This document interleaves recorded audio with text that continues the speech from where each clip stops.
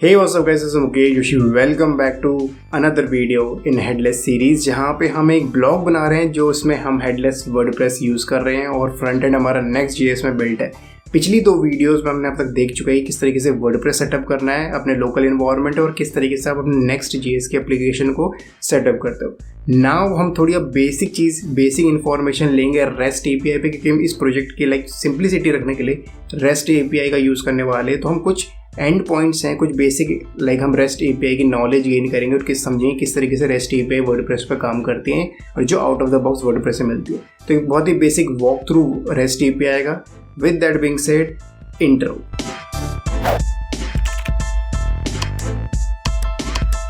सो recently हमने देखा किस तरीके से हम अपने हेडलेस वर्डप्रेस को सेटअप कर सकते हैं और किस तरीके से हम Next.js की एप्लीकेशन को सेटअप कर सकते हैं। और अब बारी है कि हम देखें कि हमने जो दो अलग अलग दुनिया है, एक वर्डप्रेस की और एक जो दुनिया है हमारी Next.js की जो रिएक्ट की है, वो दोनों दुनिया आपस में बात कैसे करेगी। एक ब्रिज हमें चाहिए ताकि एक दुनिया के लोग दूसरी दुनिया के लोग से बात कर सकें। उस चीज़ को समझाने से पहले मुझे समझाना पड़ेगा कि हमें उस ब्रिज की ज़रूरत है क्यों। तो उसके लिए सबसे पहले हम क्या चीज़ करेंगे, इसको इस तरीके समझाता हूँ। मानो हमारे पास एक रेस्टोरेंट है, छोटा सा रेस्टोरेंट है, छोटी सी शॉप है, और जो किचन का शेफ़ है वही रिक्वेस्ट लेता है और वही सर्व करता है। ये कंज्यूमर है, ये हमारा शेफ़ है और ये एक कंज्यूमर है। अब अगर ये इसको बोलता है कि चलो ठीक है मेरे लिए एक मैगी ला दो, ये बोलता है कि ठीक है। अब ये मैगी बनाना शुरू करता है, उसके बाद मैगी इसको दे देता है। तो ये हमारी हुई रिक्वेस्ट और ये हमारा हो गया रेस्पॉन्स, कि मतलब यूज़र ने बोला मुझे एक प्लेट मैगी चाहिए, इसने बोला कि ठीक है, इसने बनानी शुरू करी और बनाने के बाद इसने रेस्पॉन्स में वो उसको दे दी। अब क्या सिचुएशन हो गई, अब हम बड़े रेस्टोरेंट में चले गए, इतने बड़े रेस्टोरेंट पे कि जहाँ पे आप शेफ़ से बात ही नहीं कर सकते। जो किचन है वो एक अलग जगह पे है और एक जो पब्लिक बैठती है वो ये टेबल्स हैं जहाँ पे पब्लिक बैठती है, और यहाँ पे शेफ़ है और यहाँ पे वो अपना खाना बनाते हैं। बाय द वे, जिसको एपीआई का कॉन्सेप्ट ही पता कि एपीआई क्या होती है, वो मेरी एक वीडियो है पुरानी जिसमें मैंने एपीआई एक्सप्लेन करा है कि एपीआई क्या होती है, किस तरीके से काम करती है।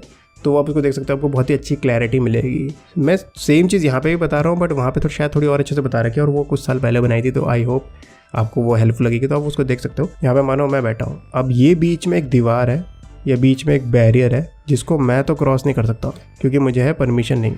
तो इसको किस तरीके से हम करें, कैसे मैं इनको अपनी बात इन तक पहुँचाऊँ। ये एक दुनिया, ये दूसरी दुनिया है। ये मेरा Next.js का फ्रंट एंड है और ये मेरा बैक एंड है। मुझे कुछ ऐसा रास्ता चाहिए जिससे मैं अपना ऑर्डर, अपनी बात इन तक पहुंचा सकूं। बीच में मुझे एक वेटर हायर करना पड़ेगा, ये है वेटर। इसका काम क्या होगा कि ये यूज़र से अपनी रिक्वेस्ट लेगा कि मुझे एक प्लेट मैगी चाहिए, और ये फिर उसको मेरे शेफ़ तक पहुंचाएगा एक प्लेट मैगी, एंड फिर ये शेफ़ प्रोसेस करेगा और फिर इसी को रिटर्न कर देगा और फिर ये यूज़र को वो सर्व कर देगा। तो यहाँ पे एक चीज़ मुझे समझ में आ रही है, क्योंकि यूज़र डायरेक्टली शेफ़ से बात नहीं कर सकता, तो उसको एक मिडल मैन चाहिए हमें जो दोनों के बीच में कम्युनिकेशन बैठाएगा। क्योंकि इस बैरियर को सिर्फ और सिर्फ यही इंसान क्रॉस कर सकता है, यही इंसान यहाँ पे भी रह सकता है और यही इंसान यहाँ पे भी जा सकता है, क्योंकि सिर्फ इसी के पास अथॉरिटी है, इसी के पास ऑथराइजेशन है। तो ये जो बंदा है, इसका टेक्निकली हमारा नाम हो रखा है रेस्ट एपीआई, यानी कि ये एक वो इंटरफेस है, ये वो एक टेक्निकली बोलो तो ये वो इंटरफेस है जिसके पास परमिशन है इधर भी काम करने की और इधर भी काम करने की। ये इधर भी घूम सकता है, इधर भी घूम सकता है। इसका काम क्या है कि ये इससे ऑर्डर लेगा और इसको देगा, और फिर जब ये बना देगा उस ऑर्डर को तो ये उस वापस इससे लेगा और इसको देगा। जो डेवलपर है उसको कैसे पता चलेगा कि क्या क्या रिक्वेस्ट, क्या क्या पैरामीटर्स, क्या क्या रिक्वेस्ट, क्या क्या चीज़ें मैं मांग सकता हूँ, किस किस चीज़ें मेरे पास अवेलेबल है एज अ यूज़र। उसके लिए आपको पता होगा रेस्टोरेंट पे होता है मेन्यू, वहाँ पे लिखा रहता है कि भैया देखो ये हमारा स्पेशल है, ये आइटम्स हमारे पास अवेलेबल है। इन्हीं में से आप कुछ इसको बोलोगे, वही आइटम वो इसको कन्वे कर देगा, ये इसको पका के वापस कर देगा और ये इसको कर देगा। तो जब रिक्वेस्ट है वो पहले इसके पास जा रही है, फिर वो इसके यहाँ से होकर यहाँ जा रही है, फिर ये रेस्पॉन्स दे रहा है और फिर ये वापस रेस्पॉन्स के टेबल पे आ रहा है। ये इस तरीके से भी काम कर रहा है, यानी कि बीच में एक इंसान एक्स्ट्रा जुड़ गया है जो हमारे माइक्रो सर्विसेज पे या फिर हेडलेस पे आ गया है। अब ये जो मेन्यू है इसको हम बोलते हैं वर्डप्रेस की दुनिया में हैंडबुक, और ये जो बंदा है इसको हम बोलते हैं एपीआई चैनल। और ये जो हैंडबुक में आइटम्स लिखे हुए हैं जो आप मंगा सकते हो उनको हम बोलते हैं एंड पॉइंट्स। अब इसको हम रियल में देख लेते हैं। मैं अपना लोकल करता हूँ स्टार्ट और इसको मैं कर लेता हूँ स्टार्ट साइट। अब ना ये वेबसाइट स्टार्ट हो गई, मैं इसका एडमिन पैनल खोलता हूँ। एडमिन पैनल अगर हम इसका खोलते हैं तो कुछ चीज़ें हैं हम शुरू करने से पहले मैं आप चाहता हूँ कि आप कर लो। पहली चीज़ है कि आप इस हेडलेस वाले प्लगइन को डीएक्टिवेट कर लो, और दूसरी चीज़ है कि आप एटलीस्ट 10 से ज़्यादा पोस्ट आप पोस्ट कर लो। और अगर आपका ऑलरेडी कोई वेबसाइट है जिस पे कंटेंट ऑलरेडी है तो वेल एंड गुड। तीसरी चीज़ जो आपको करनी है, अगर आप लोकल पे आओगे, आप ऐप पे आओ, पब्लिक पे आओ, कंटेंट पे आओ, ज़रूरी नहीं कि आप ये चीज़ करो, ये चीज़ मैं कर रहा हूँ। और ये जो चीज़ हमने यहाँ पे आपने ऐड करी थी, जो google.com पे ट्रांसफ़र करी थी, जो रीडायरेक्ट कर दी, जो हमने इस हेडलेस मोड वाले प्लगइन के लिए डाली थी, उस लाइन को हटा दो, क्योंकि हमें चाहिए होगा कि हम इस फ्रंट एंड को देखें। ज़रूरी नहीं आप देखो, पर मैं चाहता हूँ कि आप उसको अभी के लिए हटा दो। अब अगर मैं वेबसाइट को विज़िट करता हूँ तो देखो ऑलरेडी एक वर्किंग वेबसाइट है जो वर्डप्रेस की तरफ से, हमें सिर्फ इसी को अपने एंड पे Next.js पे बनाने की कोशिश कर रहे हैं। तो हम पहले समझ लेते हैं हमें किस किस तरीके की फंक्शनैलिटी की ज़रूरत है।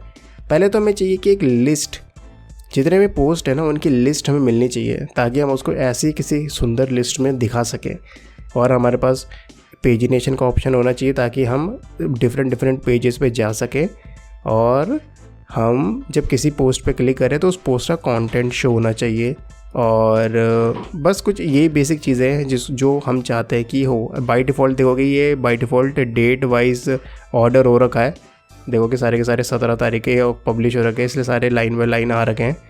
तो मोटा मोटा हमें यही चाहिए इस पूरे पेज को बनाने के लिए और इस पेज को बनाने के लिए। अब इसको हम रेस्ट एपीआई के पॉइंट ऑफ व्यू समझते हैं। एपीआई इनेबल नहीं करना पड़ता वर्डप्रेस पे, ये right out of the box आपको वर्डप्रेस की तरफ से मिलता है। बट उसको किस तरीके से एक्सेस करना है तो वो थोड़ा एक ट्रिक है। ऐसे नहीं दिखाऊंगा कि मैं हीरो हूँ, मुझे सब कुछ आता है। मैं आपको गाइड करता हूँ कि आपको कहाँ से आपको आइडिया मिलेगा। अगर आप करते हो वर्डप्रेस और लिखते हो रेस्ट एपीआई तो आपको एक लिंक मिलेगा जो है रेस्ट एपीआई हैंडबुक। अगर आप इस पर क्लिक करते हो तो आपको एक क्लैरिटी मिलेगी, एक लिंक मिलेगा। यहाँ पे पूरी डिटेल्ड है कि वर्डप्रेस में रेस्ट एपीआई किस तरीके से यूज़ हो रखी है। यहाँ पे वर्डप्रेस की दुनिया में रेस्ट एपीआई की जो जार्गन्स है, जो वर्ड्स हैं, इनकी क्या मीनिंग है, क्या क्या लिमिटेशंस है, कुछ भी चीज़ें जो जितना भी चीज़ें ये बताना चाहते हैं की कॉन्सेप्ट्स, FAQs और बहुत सारी चीज़ें, ये सब इन्होंने यहाँ मेंशन करी हुई है। किस तरीके से रेस्ट एपीआई का यूज़ करना वो यहाँ पे मेंशन करा हुआ है। किस तरीके से आप एक्सटेंड कर सकते हो। एक्सटेंड मीन्स अगर आपको प्लगइन बनाना पड़ जाए या कोई, जैसे फॉर एग्जांपल बाय डिफ़ॉल्ट आप पोस्ट ले सकते हो, आपको चाहिए रेस्ट एपीआई की हेल्प से आपको पोस्ट चाहिए, जो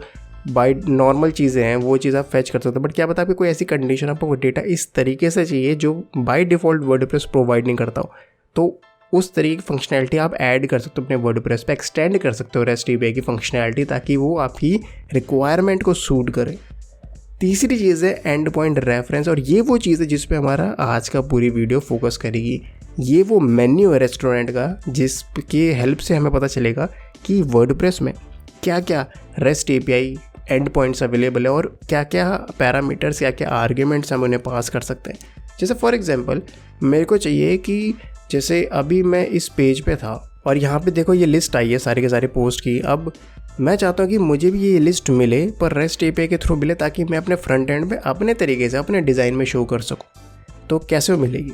तो यानी कि मुझे पोस्ट चाहिए, जो रिसोर्स मेरे को चाहिए वो है पोस्ट, और जिसका बेस राउट है वो है ये। अब जो बेस राउट है ना, अब जैसे देखो मुझे वेबसाइट विजिट करनी पड़ी तो मुझे ये URL पता था, मुझे उसका डोमेन पता था, मुझे पता था यहीं पे ये वेबसाइट मिलेगी।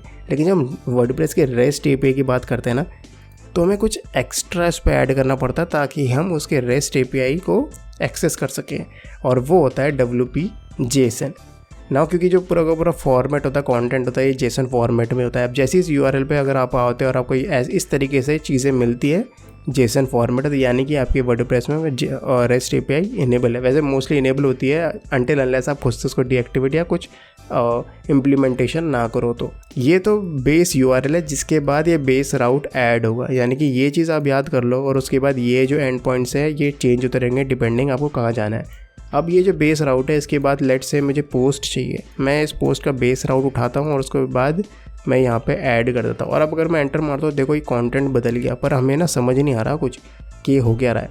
मैं क्या करता हूँ, इस पूरे कंटेंट को कॉपी करता हूँ और एक नए टैब में टाइप करता हूँ JSON ब्यूटीफायर। इस JSON ब्यूटीफायर पे मैं आता हूँ और यहाँ पे मैं इसको पेस्ट करता हूँ, तो देखोगे कि इसने मुझे ब्यूटीफाई करके दे दिया। और यहाँ ये एक एरे है जिसके अंदर 10 एलिमेंट है और 10 ऑब्जेक्ट है, और हर ऑब्जेक्ट के अंदर 10-10 अपनी की वैल्यू है। तो यानी कि इसने मुझे 10 पोस्ट दिए हैं 0 से लेकर 9 तक। और अगर इस पोस्ट की मैं बात करूं, देखो इस पोस्ट का जो टाइटल है वो ये है। एंड आखिरी पोस्ट की बात करूं तो इसका भी टाइटल, आप बोलोगे यार मुझे कैसे पता कि यही है। अगर आप मैं आपको साइट को दिखाऊं साइड बाय साइड, तो यहाँ पे देखोगे, देखो ये मेरा एक पोस्ट है, इसका जो नाम है वो आखिरी वाला होगा, ये देखो। और जो आखिरी वाला मेरा जो फर्स्ट वाला है वो इसमें आखिरी होगा। ये सारा का सारा खेल है सॉर्टिंग का, ये देखो। तो एक चीज़ तो मुझे समझ में आ गई, जब मुझे ऐसे लिस्ट चाहिए तो मुझे सिर्फ और सिर्फ इस URL को गेट करना है और मुझे वो लिस्ट दे देगा। पर एक चैलेंज है। चैलेंज क्या है कि देखो मुझे मिमिक करना था तो इसमें ऑर्डरिंग नहीं हो रखी है। मैं चाहता हूँ कि जो ई से है ना, ये टाइटल से ऑर्डर हो, यानी कि जो ई वाला है वो सबसे ऊपर आए और जो क्यू वाला है सबसे आखिरी में आए। तो इसको हम किस तरीके से कर सकते हैं? एक्चुअली टाइटल से ऑर्डर नहीं है, डेट से ऑर्डर है। अब हम इसको करते हैं ऑर्डरिंग। तो पहला आर्ग्यूमेंट जो हम सीखने जा रहे हैं वो है ऑर्डर। तो मैं क्या करता हूँ, क्वेश्चन मार्क लगाता हूँ, मैं करता हूँ ऑर्डर और मैं करता हूँ असेंडिंग। बाय डिफ़ॉल्ट ये डिसेंडिंग है, मैं इसको करता हूँ असेंडिंग। और जैसे मैं इसका कंटेंट अब अगर मैं यहाँ पे करता हूँ पेस्ट, तो अब आप देखोगे जो पहला एलिमेंट मेरे पास आया है वो हेलो वर्ल्ड आया है। दूसरा मेरे पास आया है ई वाला, ये भी डेट के उसमें हो रखा है। अब मुझे चाहिए कि देखो इसने मुझे ये जो इसने ऑर्डर करा ना वो डेट के बेसिस पे ऑर्डर करा हुआ है। अगर आप डेट देखोगे डेट के बेसिस पे ऑर्डर हो रखा है, पर मुझे चाहिए ना कि टाइटल के बेसिस पे ऑर्डर हो। तो वो किस तरीके से होगा? तो जो अगला पैरामीटर हम सीखने जा रहे हैं वो है ऑर्डर बाय। ऑर्डर बाय मतलब अभी बाय डिफ़ॉल्ट ये डेट से सॉर्ट हो रहा है, यानी कि जिसकी डेट सबसे पहले होगी वो सबसे पहले आएगा, और अगर असेंडिंग है तो, और जिसकी डेट आखिरी होगी, इस तरीके से ऑर्डर का। मैं चाहता हूँ टाइटल पे हो सारी की सारी ऑर्डरिंग। तो मैं करता हूँ ऑर्डर बाय और मैं करता हूँ टाइटल और मैं लगा देता हूँ एंड। अब अगर इसको मैं दोबारा यहाँ पे पेस्ट करके देखता हूँ तो आप पहला देखोगे, देखो ई से आया है मेरा, दूसरा ही मेरा ई से ही होगा, तीसरा मेरा एफ से है।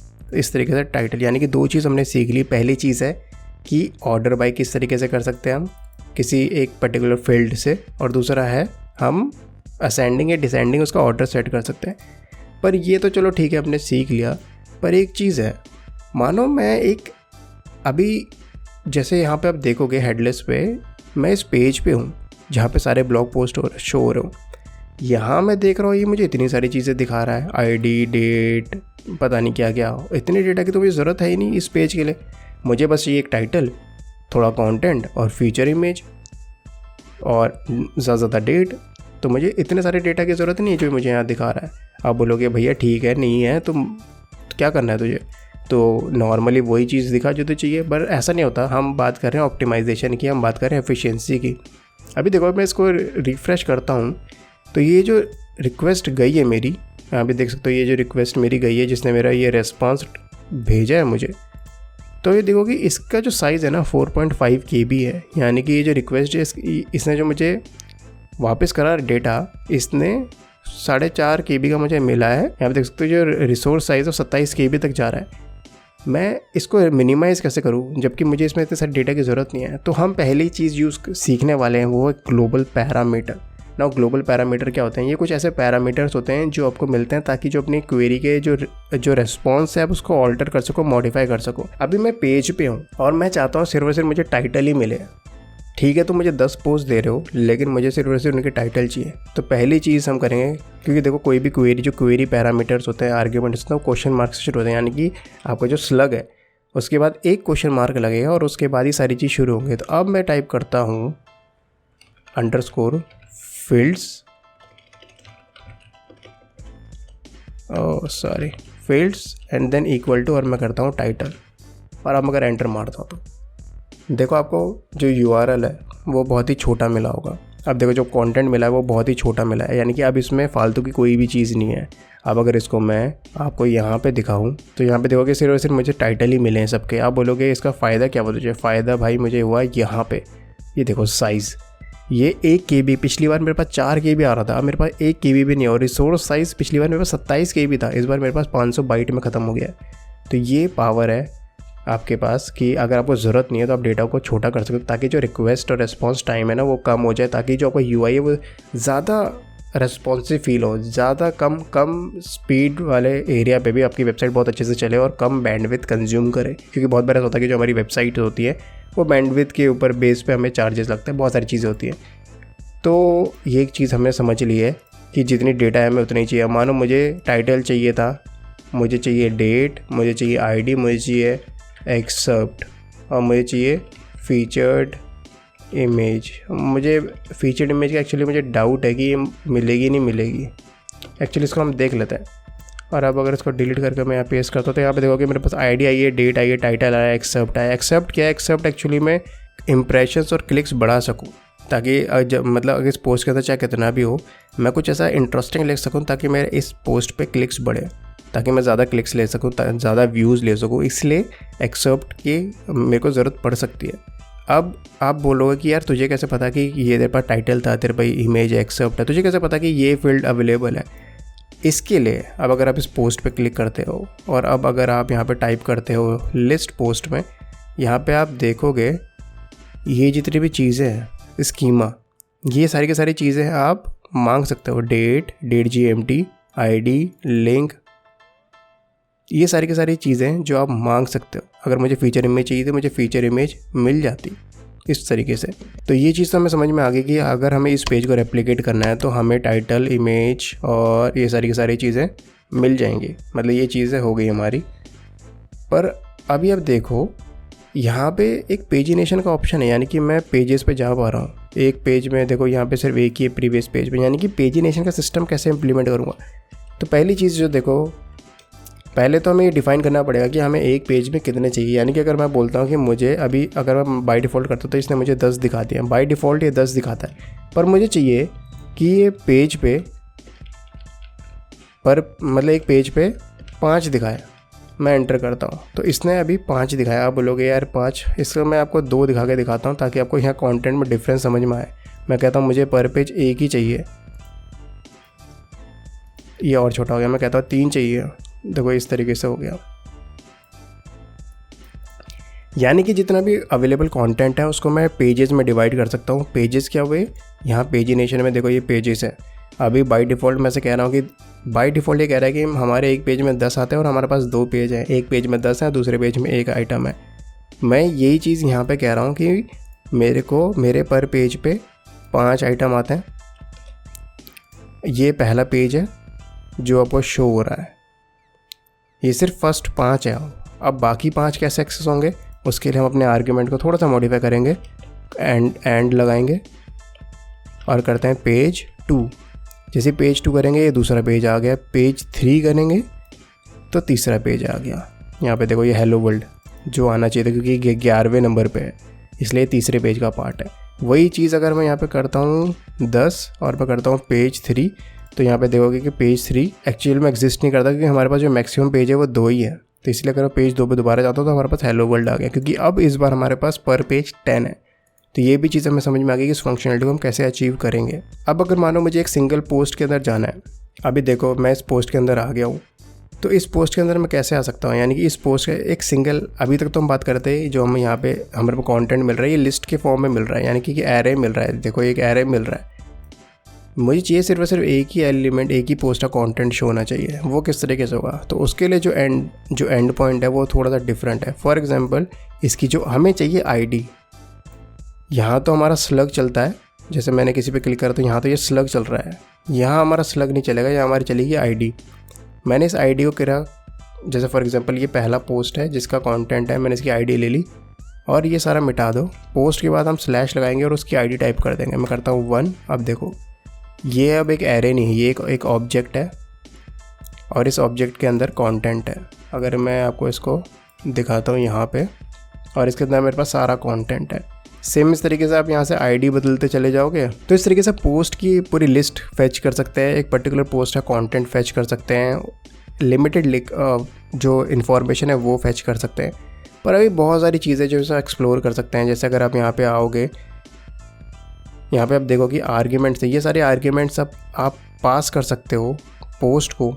जैसे फॉर एग्जांपल आप कहना चाहते हो कि सर्च करो वो जिसमें हेलो वर्ड आता हो, तो मैं यहाँ पे करता हूँ क्वेश्चन मार्क और मैं कहता हूँ सर्च और मैं कहता हूँ हेलो। ये जो फंक्शनैलिटी है ना हेलो वाली, देखो इसने हेलो टाइप किया, ये सेम फंक्शनैलिटी हमने यहाँ पे अचीव करी अपने रेस्ट एपीआई से। तो कुछ कुछ चीज़ें आपको समझ में आ रही हुई किस किस तरीके से हम रेस्ट एपीआई से काम कर सकते हैं। अब इसी कंटेंट को ये ब्यूटीफाई करके हम अपने नेक्स्ट जीएस के एप्लीकेशन में यूज़ करेंगे। तो आई होप आपको ये समझ में आ रहा हो किस तरीके से काम करता है। अगर आपको ये वीडियो पसंद आए तो प्लीज़ मेक श्योर आप इस वीडियो को लाइक कर दो। एंड ऐसी बहुत सारी चीज़ें हैं जो हम जब इसको इम्प्लीमेंट करेंगे तब आपको ये अच्छे से समझ में आएगी। तो अगर आपको ये वीडियो पसंद है तो प्लीज़ मेक श्योर इस वीडियो को लाइक कर दो और चैनल को सब्सक्राइब कर दो अगर आपको इस प्लेलिस्ट में इंटरेस्ट है। और ऐसी बहुत सारी वीडियोस फ्यूचर में भी आने वाली है। तो विद दैट बीइंग सेड मैं मिलता हूँ आपसे नेक्स्ट वीडियो पे।